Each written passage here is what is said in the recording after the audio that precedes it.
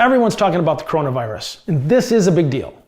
Our families are relying on us for guidance and reassurance. We need to protect not only ourselves, but the public that we serve. And I'm here to show you how. Obviously, we're not working on a real body. And obviously, I'm not completely up to code. But I'm going to show you how to better protect yourself each step of the way.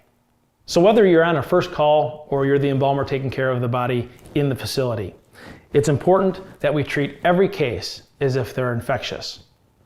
And to better prepare ourselves and our staff, make sure that you're equipped with the proper products to protect ourselves and the public. If you're on a removal and you're making a transfer from the facility to your funeral home, have some Webrel cotton or some sort of cloth and be able to saturate that with a disinfectant. Before transferring the remains, cover the face completely, the mouth, the nose, the eyes, and protect yourself from any droplet transmission from the decedent to you. Also, it's important to make sure you're fully covered yourself. Cover your face, your eyes, your nose. And you can do that easily by using the mask and the proper PPEs, and that's the personal protective equipment.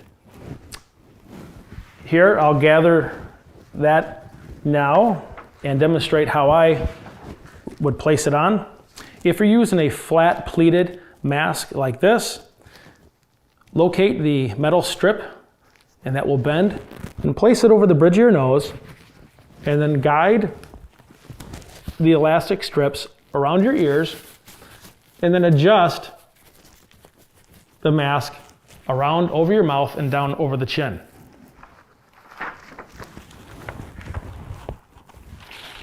Apply the shield to your face to protect your eyes from any droplet transmission. To remove and discard into a closed container. Once you have the mask on, avoid touching the mask with your hands. Once you do that, you've now contaminated your hands because of the transfer of bacteria and virus. When you're removing the mask, remove from the elastic loops and dispose into a closed container. For practical purposes, I'll keep my mask off. You'll better be able to hear me. We're going to discuss how to disinfect the face, the eyes, the nose, and the mouth to better protect the embalmer. With a proper disinfectant, forceps, and I recommend a syringe.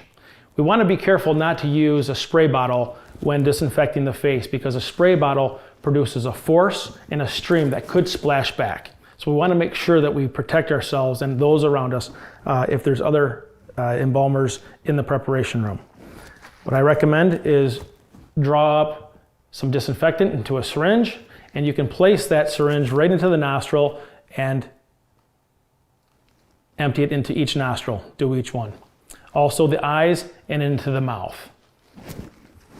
Let that sit for an appropriate amount of time, about 15 minutes, maybe 10 minutes. And then with some Webrel cotton and your forceps,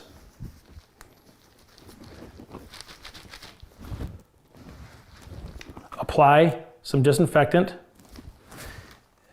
and clean out each eye thoroughly.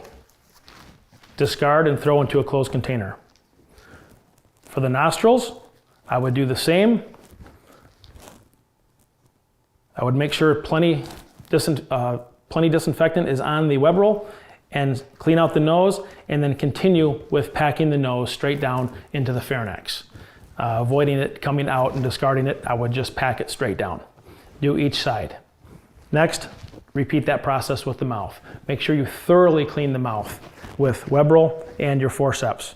Make sure that there's plenty of disinfectant on the cotton when you do so. Open the mouth and thoroughly disinfect the inside of the mouth. Dispose of any of the cotton immediately into a closed container. Now we're ready to close the mouth and begin the preparation. It's very important that we bathe the body before we do anything with soap. I recommend using a disinfectant soap. Soap does a much more thorough job at disinfecting the body than a disinfectant or alcohol.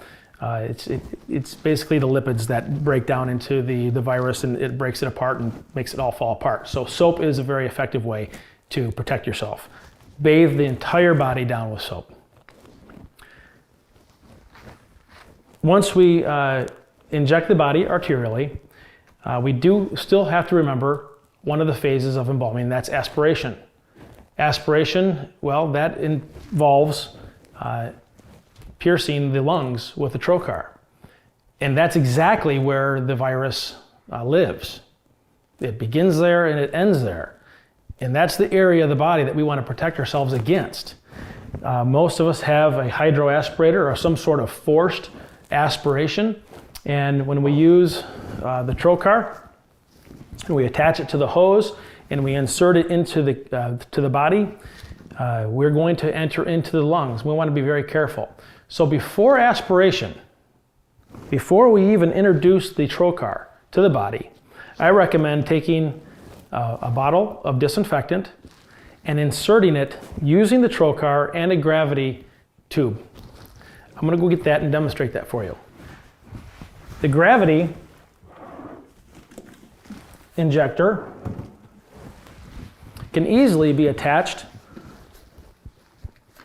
to a bottle.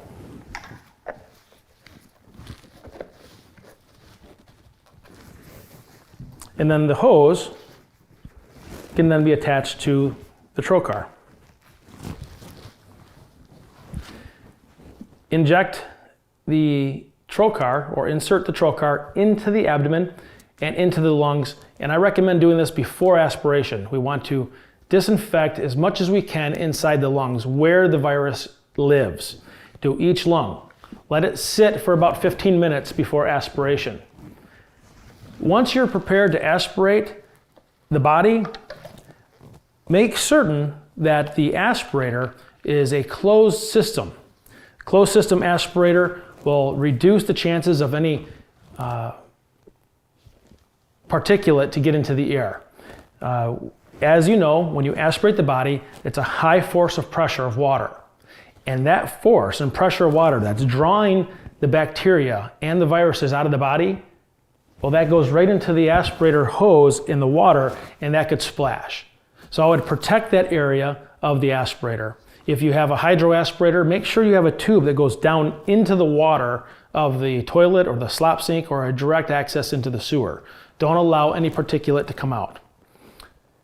It's important that we cover that aspirator, if you have a direct vent aspirator that goes directly into the countertop, with some sort of protectant like web roll cotton soaked with disinfectant spray.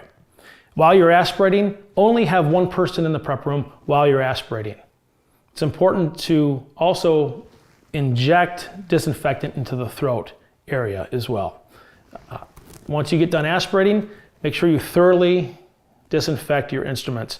And you should disinfect all of your instruments with a glutaraldehyde-based product, some very strong disinfectant to protect yourself from any future transference of bacteria or viruses. It's important to know and to remind ourselves that each time we move the body, that particulates could come out of the mouth or the nose. When we move the body, the diaphragm will move and adjust, forcing pressure onto the lungs and the expulsion of particulates. So we need to be mindful every single time we move this body. Placing a cover over the mouth and the nose, and then move the body. It's very important also to have one person in the prep room unless two people are absolutely necessary. To roll the body, clean underneath the body, always have protection over the face. Now I'm going to discuss how to pack the nose and seal off the pharynx and the throat from any further transmission of particulate. I'm going to use incision powder, Aran Alpha, and web roll cotton to do that.